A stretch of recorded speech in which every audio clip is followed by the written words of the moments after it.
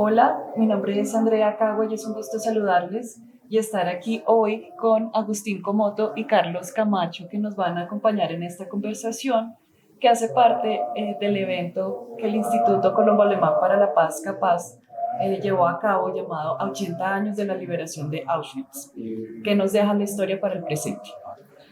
Un gusto saludarlos, Carlos, Agustín. Hola. En particular vamos a estar hablando de la obra de Agustín, que es autor, ilustrador, historietista argentino radicado en Barcelona, y una de sus obras recientes es Stein, que aborda trabajo de memoria, narrativa histórica, sobre distintos eventos en Europa y América Latina.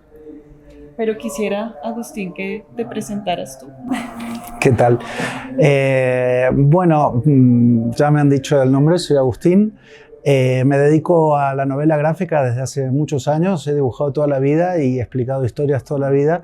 Y tengo una atracción desde hace bastantes años por el mundo de la historia y por sucesos o periodos históricos, a partir de tomar conciencia de que la historia que hemos aprendido en los colegios o que quizás leo en determinados libros no me convence. Y de esta manera intento reelaborar o reconstruir tanto el espacio que me tocó vivir por haber nacido en Argentina, es decir, qué es o qué es sentirse argentino, y también el espacio personal, es decir, cómo ha afectado la historia a mi propia historia, ¿no? La historia personal. Entonces, mi obra trabaja o se mueve más o menos en esos parámetros. Muchas gracias.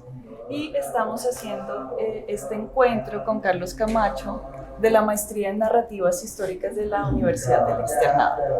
Carlos, un gusto que estés acá. Bueno, gracias por la invitación, gracias a Agustín por acompañarnos. Pues si a ustedes les parece, podemos empezar con una pregunta general. Pues yo creo que por el tiempo, vamos a concentrarnos en este libro que es Stein, entre paréntesis piedra, como se puede ver desde la carátula.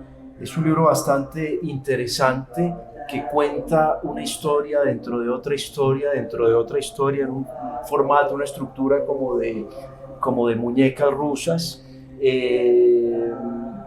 La primera historia es un personaje que se llama Agustín, ya Agustín me corregirá, que se parece bastante a este Agustín, que visita a una amiga de su padre en España y ella le empieza a contar una historia de su militancia entre finales de los años 60, mediados de los 70. Ahí ya tenemos las dos primeras.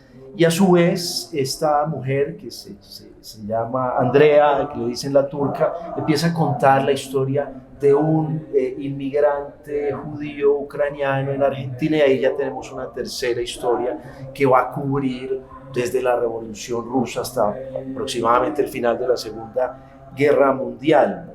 Agustín, repito, me corregirá si hice un mal resumen. Lo que a mí me interesa, Agustín, como historiador, es saber primero que todo por qué un artista echa mano de la historia como materia prima. Y yo creo que al final uno encuentra parte de la respuesta, porque el Agustín de la novela gráfica, y ahorita podemos hablar de esa etiqueta, si esto es una memoria gráfica o esto es una historia gráfica tal vez, él dice que no entiende por qué arrastrar al abismo, y cito literalmente, a toda la familia completa por un ideal. Sí. ¿Hasta qué punto este Agustín está de acuerdo con ese otro Agustín?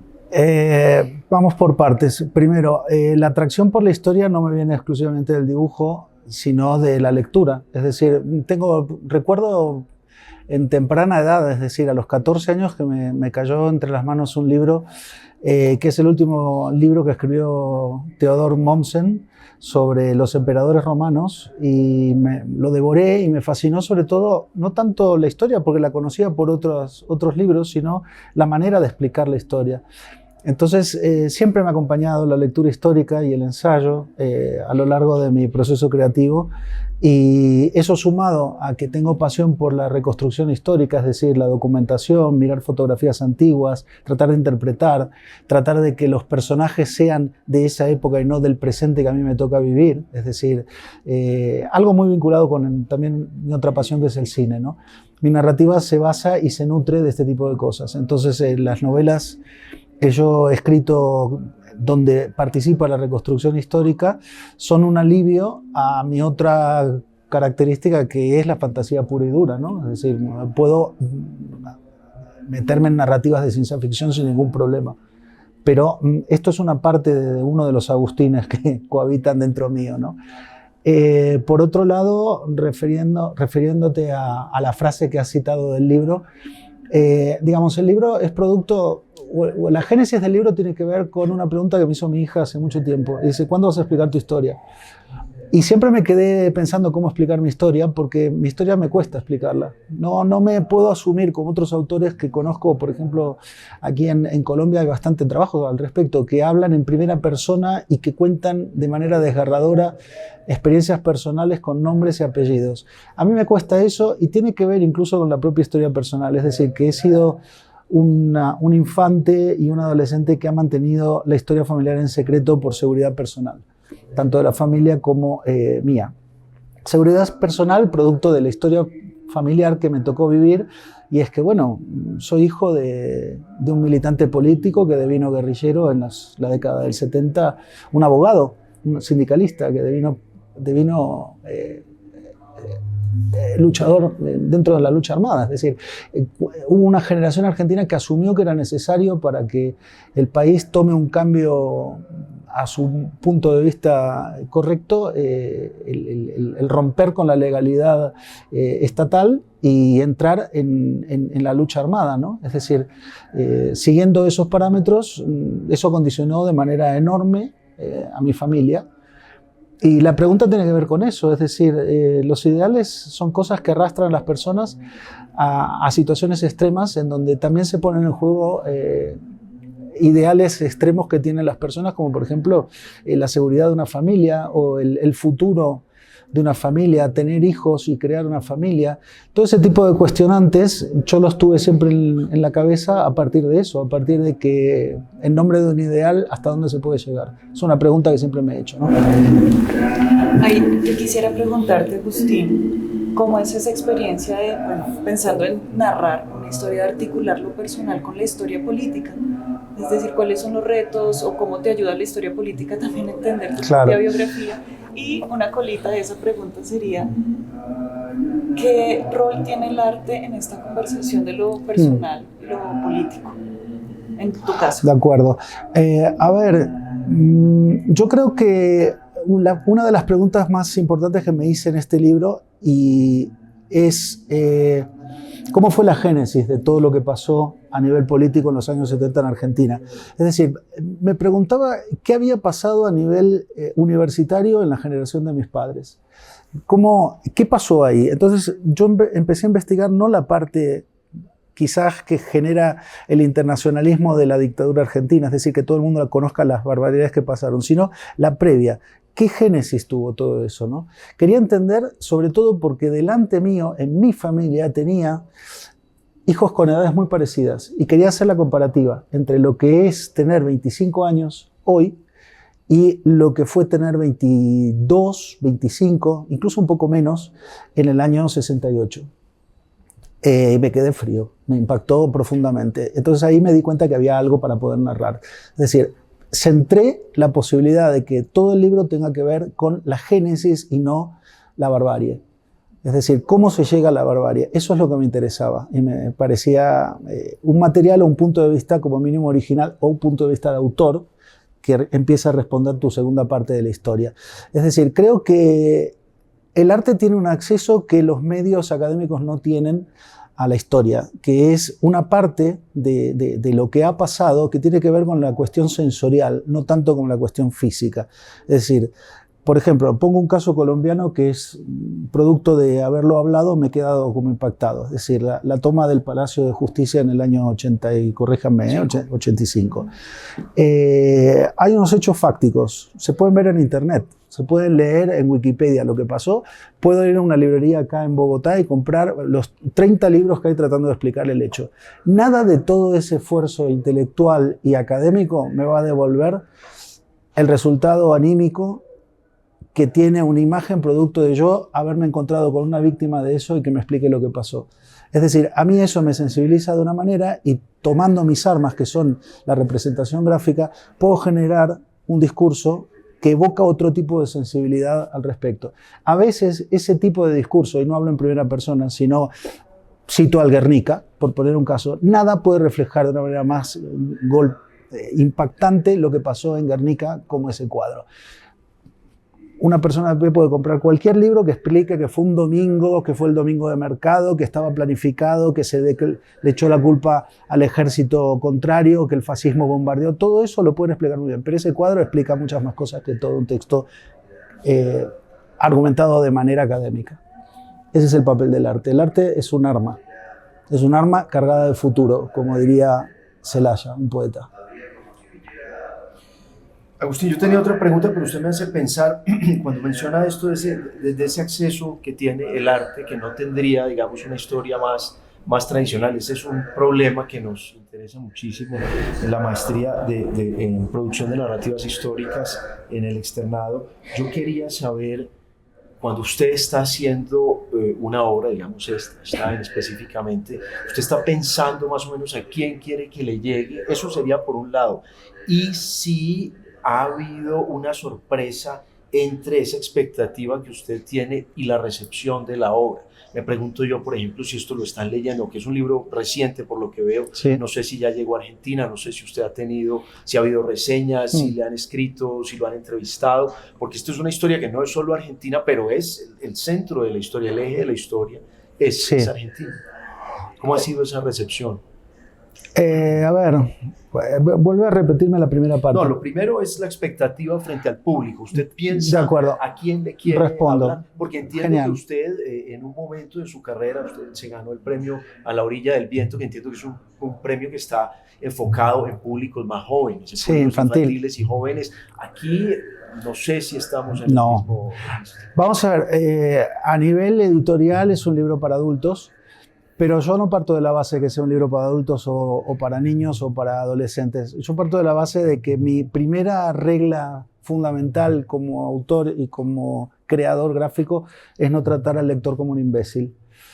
Es decir, él tiene la capacidad y la posibilidad de sacar sus propias conclusiones, que son las que acaban el contenido creativo de mi obra.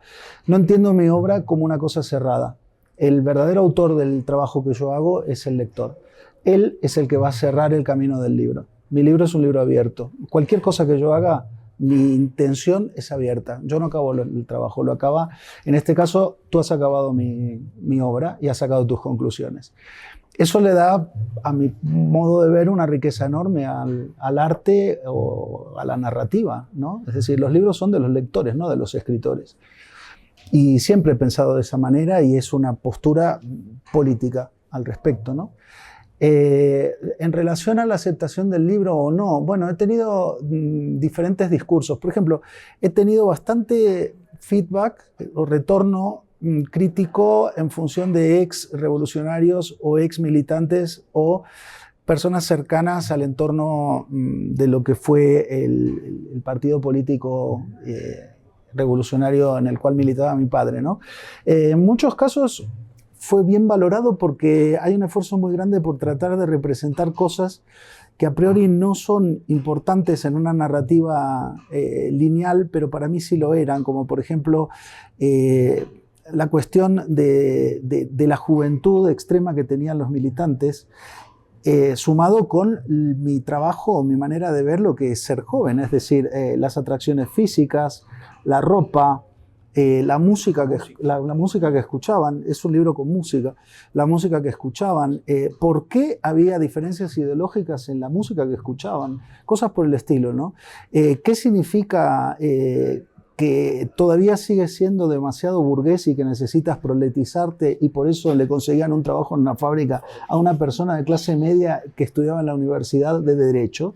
Por ejemplo, este tipo de cosas me interesaban y todo eso hice un esfuerzo muy grande por reflejarlo, lo cual generó un feedback en los lectores que vivieron en esa época que decían, uy, me había olvidado de todo esto, qué curioso, es verdad, éramos así. Nunca hubieran hecho esa reflexión ya de adultos después de haber pasado el horror. Por el otro lado, trabajé con material muy sensible dentro de este libro, que es una cosa que a priori uno no tiene presente. Dentro de este libro estoy vivo yo, está viva Andrea, mis hermanos, sus hijas, y el resto, mi madre, y el resto, todo el libro está muerto por acciones violentas. Es decir, eso condiciona mucho el trabajo, el respeto por lo que pasó, ¿no? Porque es un libro crítico. Yo no estoy haciendo ningún tipo de apología en el libro, al contrario, soy profundamente crítico con esa generación, e incluso haciendo preguntas muy concretas que no salen en el libro, porque claro, del material trabajado, estudiado y el archivo personal mío, el 10% sería el libro. Todo el resto queda fuera, pero a mí me da el fondo para poder sentir o trabajar, ¿no? Pero hubo una pregunta muy dura que le hice al personaje. Le dice, si hubieran ganado, ¿cómo hubiera sido Argentina? ¿Hubiera sido un socialismo de Estado autoritario como es en este momento Cuba? Y Andrea se quedó pensando la pregunta y me dijo, probablemente sí, porque éramos tremendamente rígidos. Y eso lo muestra usted muy bien en el libro. A mí me da enormes respuestas a nivel personal eso. ¿Por qué yo no me siento militante de nada? ¿Por qué mis convicciones ideológicas pasan por otro lado? ¿Por qué creo o entiendo que puede haber, para hablar de una palabra genérica, una izquierda diferente a la que encontramos al uso en los partidos políticos, ¿no? Es decir, ¿por qué no creo en el Estado como concepción? Este tipo de cosas se me reafirmaron y es mi punto de partida como autor, ¿no? Ahí, Agustín, yo quería preguntarte, digamos, en el proceso de creación, lo que tú dices, tú das un espacio para que el lector también interprete, saque sus conclusiones, y es cómo es esa selección de lo que se dice y lo que no se dice a partir de las fuentes, de los testimonios, de tu propia historia de vida. ¿Qué tanto se pone, qué tanto dejas? ¿Cuál es ese criterio? ¿Y cuáles son los silencios o cómo entran los silencios en el libro? Me encanta la pregunta, porque lo primero que tengo clarísimo como autor, y en donde estoy radicalmente en contra en cualquier libro que leo o que me cae en las manos, es en la pedagogía, la pedagogización. Es decir, no creo en la pedagogía, y mucho menos en el sentido que se le puede dar desde las antiguas militancias comunistas. Es decir, la reeducación o tomar conciencia de clase desde un discurso a priori. Es decir, todo eso tiene que salir de manera natural, producto de un trabajo intelectual del lector o de la persona afectada por la obra que tiene en sus manos, ¿no? Entonces, lo que queda dentro, lo que queda fuera del libro, lo va a manejar o lo va a indicar mi intuición más pura. No te puedo explicar porque siento que no tiene que salir o siento que debe de salir. Es lo mismo como el manejo de la violencia extrema. Esto lo hemos discutido en otra charla. ¿Cuándo hacerla explícita y cuándo no? Es decir, ¿por qué no puedo perder 3 páginas de una narrativa gráfica sobre lo que es un interrogatorio y la tortura de una persona? Porque no quiero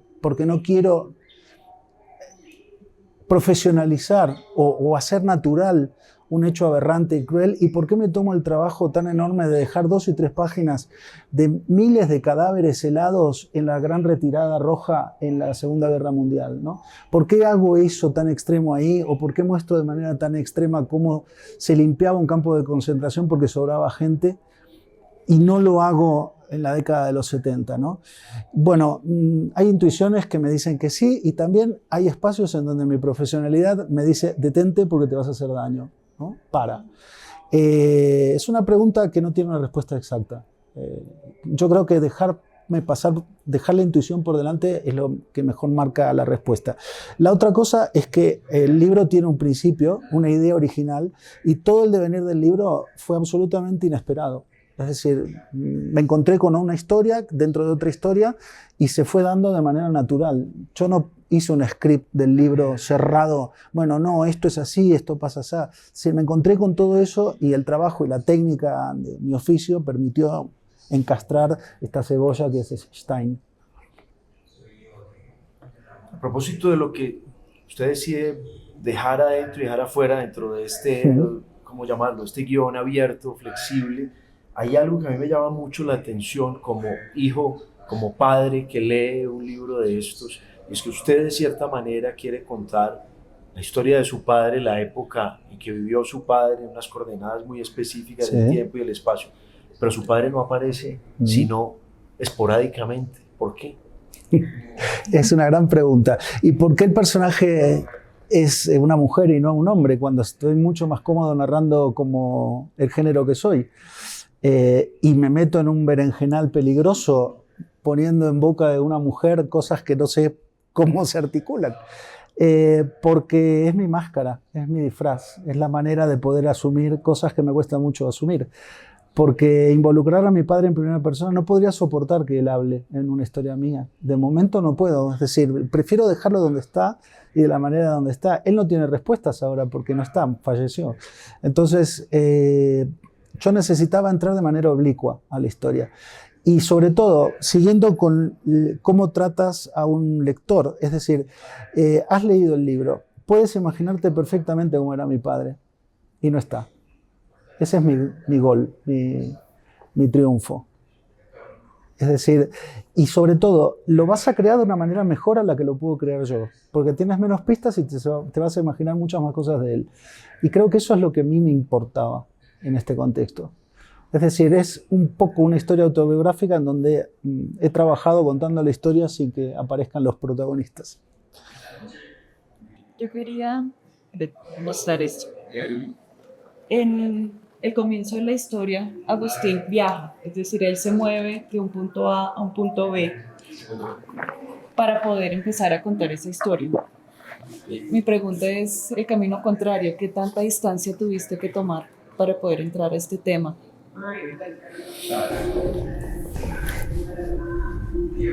20 años de no pensar o no querer asumir contar una historia. Es complejo. Una de las características que tengo como persona es que tuve una infancia amurallada. Es decir, no tenía esa capacidad de poder contar cosas a mis amigos jugando en un patio de escuela y tenía la necesidad, obligada, entre otras cosas, de crear una falsa familia con un falso mundo. Es decir, es muy complejo para un niño asumir que depende de lo que diga o no diga en una escuela, le va la vida a su padre, porque se delatan a las personas en un proceso en donde un padre es clandestino. Entonces te pueden llamar de un sitio para pedirte coordenadas de tu casa y como niño encuentro que es muy impactante mentir o decir no puedo dártelas porque no las sé, o ahora no está mi padre, en otro momento vuelvo a llamar, o cosas por el estilo, o explicarle a tu mejor amigo que tu padre no es un abogado laboralista que saca precios y presenta habeas corpus, que al final terminó con un arma yendo a buscarte al colegio y mostrándote el arma, míralo, ahora soy una persona armada, o cosas por el estilo. Yo no podía contar esas cosas y me costó mucho tiempo asumirlo y ahora estar delante de una cámara y decirlo en primera persona. Es decir, es como que abrí en algún momento de mi vida, a partir de los 50 años, abrí una puerta y dije, ¿por qué no? Basta. Se ha acabado. Ya no soy el niño revolucionario. Soy un adulto que tiene otras necesidades, ¿no? Me llevó muchos años el viaje, aunque ese fue un viaje de 3 horas en un tren. Agustín, hay un tema que se mencionó ahora y es el de este concepto en inglés que se traduce como no fiction, non-fiction. Que no creo. Sí, es muy problemático y el de ficción, pues que sí se puede traducir más fácil. Anoche en el evento, en prólogo con Nora Krug, alguien le preguntó cómo era esa mezcla, cómo era ese equilibrio entre ficción y no ficción, y si yo no entendí mal, ella decía algo así como que en el texto ella se aferraba a la parte fáctica, pero que eran las imágenes, la parte visual donde ella se daba más libertad. Yo no sé si eso funcione para usted o al menos acá, y esto se conecta con otra cosa, Agustín, y es la etiqueta de novela gráfica, o es una memoria gráfica, o usted mismo está hablando de una autobiográfica, sí. Una autobiografía gráfica, porque claro, usted aparece ahí esporádicamente también, pero al oírlo hablar se ve que es su vida también lo que usted está dibujando. A ver, la primera pregunta, fiction y non-fiction son dos necesidades industriales. Es decir, ¿cómo separar dos tipos de libros para hacer cajas diferentes y poder utilizar toda la potencia editorial necesaria para vender el producto. Esto es Norteamérica, que ellos piensan de manera mercantil todas las cosas y lo han generado de esta manera y lo han exportado.